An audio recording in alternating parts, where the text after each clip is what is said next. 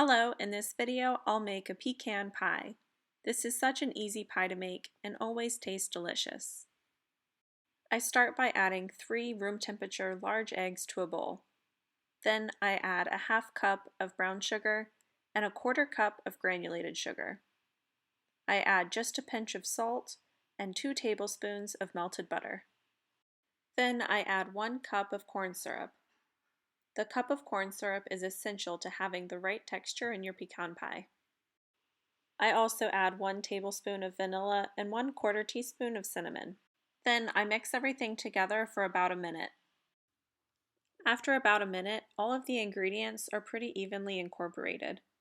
Then I turn the mixer off and let the bowl sit for about 5 minutes. During this 5-minute resting period, the sugar is going to dissolve into the liquid that we just added so that we won't have sugar crystals when we cook this. It's also an important step to having a really smooth texture in the pecan pie. After the batter is done resting, I stir everything together again just until it's incorporated. Then I like to add in a half cup of semi-sweet chocolate chips. These are optional, but I think that they add a great flavor and texture to the pie. Then I add in a cup and a half of chopped pecans.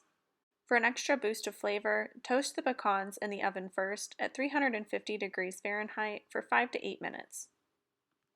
I stir the pecans and chocolate chips in with the batter and then get ready to pour this into the pie crust.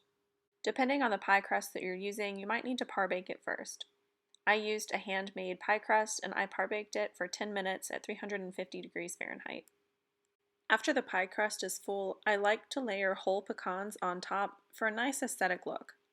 I don't use toasted pecans for this because these are going to toast in the oven. After I have these whole pecans on top, I cover the pie crust in aluminum foil for the first few minutes of baking. This way it won't turn too dark or burn on the top. I bake the pie at 350 degrees Fahrenheit for 25 minutes with the foil on top, and then I remove the foil and bake for an additional 25 to 30 minutes. I prefer to start the baking with the foil on because it's much easier to take hot foil off than it is to put foil onto a hot pan. Once the pie is done baking, the internal temperature should read between 202 and 210 degrees Fahrenheit. This will ensure that the filling is fully cooked and set. Let the pie fully cool before cutting to serve. This way, none of the filling leaks out.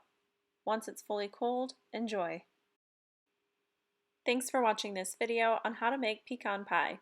Let me know if you have any questions in the comments below, and as always, like and subscribe to see more content.